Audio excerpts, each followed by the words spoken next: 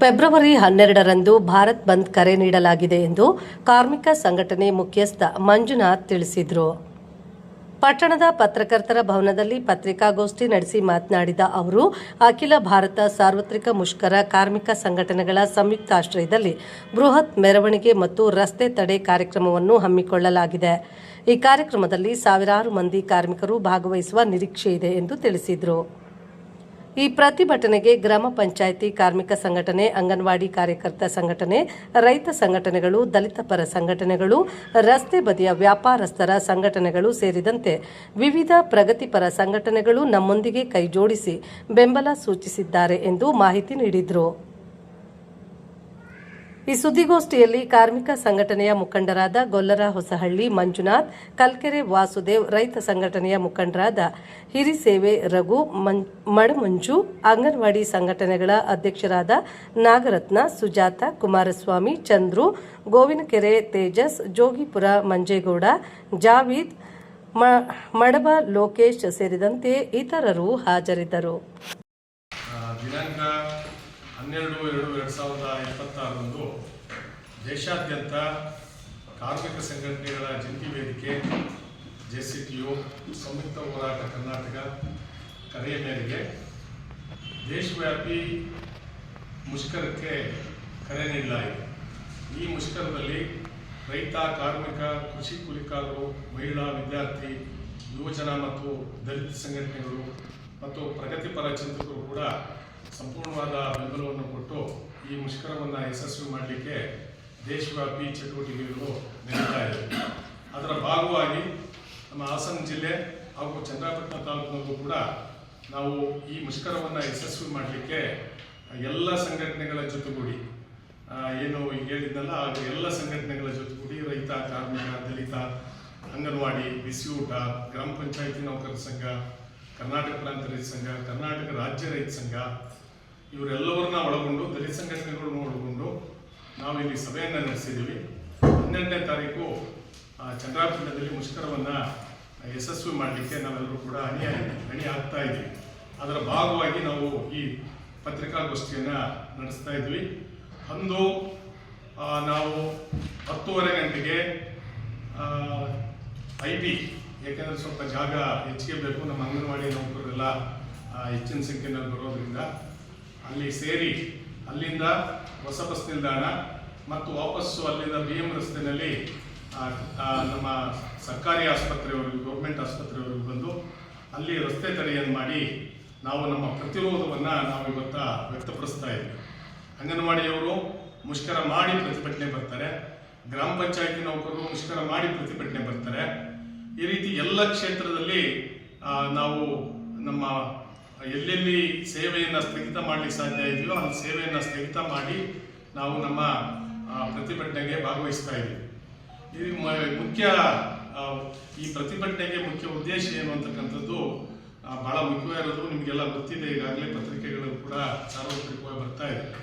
ಕೇಂದ್ರ ಸರ್ಕಾರ 2019ರಿಂದ ಏನು ಈ ದೇಶದಲ್ಲಿ ಸ್ವಾತಂತ್ರ್ಯ ಪೂರ್ವದಿಂದಲೂ ಹೋರಾಟ ಮಾಡಿಕೊಂಡು ಅಪಾರವಾದ ತ್ಯಾಗ ಬಲಿದಾನಗಳಿಂದ ಗಳಿಸಿದಂಥ ಕಾರ್ಮಿಕ ಕಾಯ್ದೆಗಳನ್ನ 29 ಕಾರ್ಮಿಕ ಕಾಯ್ದೆಗಳನ್ನ ಸಂಪೂರ್ಣವಾಗಿ ಇವತ್ತು ರದ್ದು ಮಾಡಿ 4 ಕೋಡ್ಗಳಾಗಿ ಇವತ್ತು ಅದನ್ನು ಜಾರಿಗೆ ತರ್ತಾ ಇದ್ದಾರೆ. ನವೆಂಬರ್ 25ರಿಂದ ಇರುವಂಥ ಕಾಯ್ದೆಗಳನ್ನ ಇನ್ನಷ್ಟು ಬಲಗೊಳಿಸಿ ಯಾವ ದುಡಿಯುವಂಥ ಜನ ಇದ್ದಾರೆ, ರೈತರಿದ್ದಾರೆ, ಕಾರ್ಮಿಕರಿದ್ದಾರೆ, ಬಡವರಿದ್ದಾರೆ, ದಲಿತರಿದ್ದಾರೆ, ಶೋಷಣೆಗೊಳಗಾದಂಥ ಜನ ಇದ್ದಾರೆ, ಅವರಿಗೆ ರಕ್ಷಣೆ ಕೊಡೋ ಬದಲು ಇವರು ಅದನ್ನು ದುರ್ಬಲಗೊಳಿಸಿ ಸಂಪೂರ್ಣವಾಗಿ ಈಗ 4 ವೇಜ್ ಕೋಡ್ಗಳನ್ನ ತಂದಿದ್ದಾರೆ. ಈ 4 ವೇಜ್ ಕೋಡ್ಗಳು ಈ ದೇಶದ ಕಾರ್ಪೊರೇಟ್ ಕಂಪನಿಗಳಿಗೆ, ದೊಡ್ಡ ಬಂಡವಾಳಗಾರರಿಗೆ ಮತ್ತು ಸರ್ಕಾರ ನಡೆಸ್ತಕ್ಕಂಥ ಮಹಾರಾಜರುಗಳಿಗೆ ಅನುಕೂಲ ಆಗುವಂಥ ಕೋಡ್ಗಳಿವೆ. ಯಾಕೆಂತ ಹೇಳಿದ್ರೆ ಈ ಕೋಡ್ಗಳು ಕಾಯ್ದೆಗಳನ್ನ ದುರ್ಬಲ ಮಾಡುತ್ತೆ. ಸೊ ವೇತನವನ್ನ ಕೇಳೋಂಗಿಲ್ಲ. ಈಗ ಅಂಗನವಾಡಿ ನೌಕರರು ಅವ್ರ ವೇತನ ಬೇಕು ಅಂದ್ರೆ, ಅವ್ರು ಹೋರಾಟ ಮಾಡಬೇಕು ಅಂದ್ರೆ ಅವರ ಮಾಲೀಕನಿಂದ ಅನುಮತಿ ಪಡಿಬೇಕಾದಂತ ಒಂದು ವ್ಯವಸ್ಥೆಯನ್ನ ಈ ಕೋಡ್ಗಳೊಳಗೆ ಅವರು ಇವತ್ತ ಸೇರಿಸಿದ್ದಾರೆ. ಇದರಲ್ಲಿ 4 ಕೋಡ್ಗಳಲ್ಲಿ ಕೈಗಾರಿಕಾ ಸಂಬಂಧಗಳ ಸಂಹಿತೆ, ವೇತನ ಸಂಹಿತೆ, ಸುರಕ್ಷತೆ ಮತ್ತು ಆರೋಗ್ಯ ಸಂಹಿತೆ, ಸಾಮಾಜಿಕ ಭದ್ರತಾ ಸಂಹಿತೆಗಳು, ಈ ಸಂಹಿತೆಗಳನ್ನ 4 ತಂದಿದ್ದಾರೆ.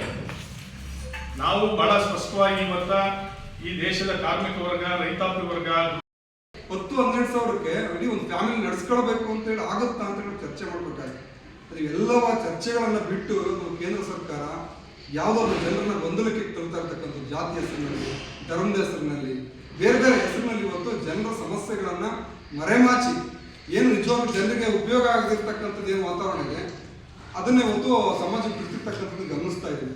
ನಾವೆಲ್ಲರೂ ಕೂಡ ಮಂಜುಳಾರು ಹೇಳ್ತಾ ಇದ್ವು, ಭಗತ್ ಸಿಂಗ್ ಅವತ್ತು ಬ್ರಿಟಿಷರ ವಿರುದ್ಧ ಹೋರಾಟವನ್ನ ಮಾಡಿ ಯಾಕೆ ಅವ್ರಿಗೆ ಸರೆಂಡರ್ ಆದವು ಅನ್ನುವಂಥದ್ದು ಗೊತ್ತಿದೆ. ಇದೇ ಕಾರ್ಮಿಕ ಕಾಯ್ದೆಗಳನ್ನ ವಿರೋಧಿಸಿ ಆ ಥರ ಪ್ರತಿಭಟನೆಯನ್ನು ಮಾಡಿರ್ತದ್ದು. ಯಾಕಂದ್ರೆ 97-98 ವರ್ಷದ ಹಿಂದೆ.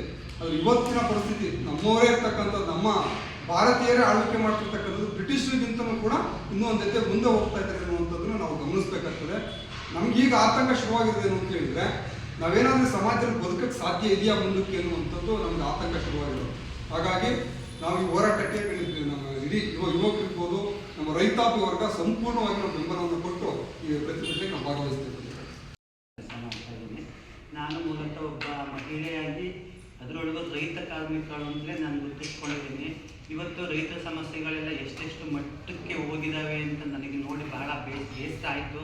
ಅದಕ್ಕಾಗಿ ಇಂಥ ಒಂದು ವೇದಿಕೆಗಳಲ್ಲಿ ನಾನು ಏನಾದರೂ ಮಾಡಿ ಸಮಾಜದ ಒಳಿತಿಗಾಗಿ ನಾನು ಕೆಲಸ ಮಾಡಬೇಕು ಅಂತ ಹೇಳಿ ನನ್ನ ಕೈ ಜೋಡಿಸ್ಬೇಕು ಅಂತ ಹೇಳಿ ನಾನು ಈ ಒಂದು ಕೆಲಸನ ಮಾಡ್ತಾ ಇದ್ದೀನಿ. ಜೊತೆಗೆ ಅಖಿಲ ಭಾರತ ಸಾರ್ವತ್ರಿಕ ಮುಷ್ಕರ 12 ಫೆಬ್ರವರಿ ಇದೇ ವರ್ಷ 2026ರಲ್ಲಿ ನಡೀತಾ ಇರೋದಕ್ಕೆ ಎಲ್ಲ ಕಾರ್ಮಿಕ ವರ್ಗದವರು ಜೊತೆಯಾಗಿ ಸೇರಬೇಕು. ಮತ್ತು ಇಲ್ಲಿ ರೈತರು, ಕಾರ್ಮಿಕರು, ಕೃಷಿ ಕಾರ್ಮಿಕರು ಅಥವಾ ಮಹಿಳೆಯರು, ವಿದ್ಯಾರ್ಥಿಗಳು ಏನಿದ್ದಾರೆ ಎಲ್ಲ ಪ್ರತಿಯೊಬ್ಬ ನಾಗರಿಕರು ಕೂಡ ಇದನ್ನು ಕೊಟ್ಟಿರ್ತಕ್ಕಂಥ ರಾಜ್ಯ ಸರ್ಕಾರ ಅಥವಾ ಒಂದು ಕೇಂದ್ರ ಸರ್ಕಾರದ ನೀತಿನ ವಿರೋಧ ಮಾಡಿ ಇವತ್ತು ಜನಗಳನ್ನ ಉಳಿಸಿ ಬೆಳೆಸಿ ನಾವು ಇವತ್ತು ಬಡತನದಲ್ಲಿರುವಂಥ ಜನಗಳನ್ನ ಇವತ್ತು ಬದುಕಕ್ಕೆ ಅವಕಾಶ ಕೊಡಬೇಕು ಅಂತ ಹೇಳಿ ಜನಗಳು ಹೋರಾಟ ಮಾಡಬೇಕು ಅಂತೇಳಿ ನಾನು ನನ್ನ ಜೊತೆ ಕೈ ಜೋಡಿಸಿ ಅಂತ ಎಲ್ಲ ಸಾರ್ವತ್ರಿಕ ಜನಗಳನ್ನ ನಾನು ಕರೀತಾ ಇದ್ದೀನಿ.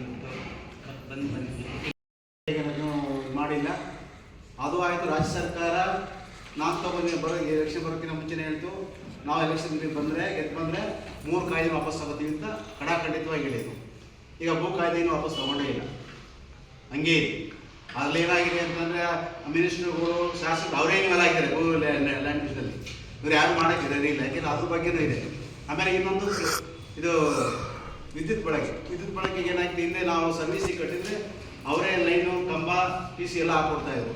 ಈಗ ಅದನ್ನ ಕ್ಯಾನ್ಸಲ್ ಮಾಡಿದ್ದಾರೆ. ಈಗ ಎಲ್ಲ ಖರ್ಚು ನಾವೇ ಹಾಕಬೇಕು, ರೈತರೇ ಹಾಕಬೇಕು. ಟ್ರಾನ್ಸ್ಫಾರ್ಮರ್ ಮಾತ್ರ ಒಂದು ಕೊಡ್ತಾರೆ ಅಷ್ಟೇ, ಬಾಕಿ 2 ಲಕ್ಷ 3 ಲಕ್ಷ ನಾವೇ ಹಾಕಬೇಕು. ಮತ್ತು ರೈತರು ಹಾಕ ಮಾಡ್ಕೊಂಡಿದ್ದಾರೆ. ಎಲ್ಲ ಮಧ್ಯಮ ವರ್ಗರು, ಬಡ ರೈತರಿಗೆ ಜಾಸ್ತಿ ಮಾಡ್ತಾರೆ. ಆಮೇಲೆ ಬೆಂಬಲ ಬೆಳೆ ಕೊಡ್ತೀವಿ ಅಂತ ಹೇಳ್ತಾರೆ. ಆ ಬೆಂಬಲ ಬೆಳೆ ಮಾಡಿದ್ರೆ ಆ ಇದುಗಳು ಓಪನ್ ಆಗೋದೇ ಇಲ್ಲ. ರಾಗಿ ಬೆಳೆ ಬೆಳಿತೀವಿ, ಖರೀದಿ ಕೇಂದ್ರ ಓಪನ್ ಆಗೋದೇ ಇಲ್ಲ. ಖರೀದಿ ಕೇಂದ್ರ ಓಪನ್ ಆಗೋದಾಗ ನಾವು ಡಿಸೆಂಬರಲ್ಲಿ ಬೆಳೆದಿರ್ತೀವಿ, ಫೆಬ್ರವರಿಗೆ ಮಾರ್ಚಿಗೆ ಓಪನ್ ಆಗುತ್ತೆ. ಅಷ್ಟು ರೈತರೆಲ್ಲ ಮಾತಾಡೇ ಇರ್ತಾರೆ. ಬೆಂಬಲ ಬೆಳೆಗೋಸ್ಕರ ಓಪನ್ ಆಗೋದೇ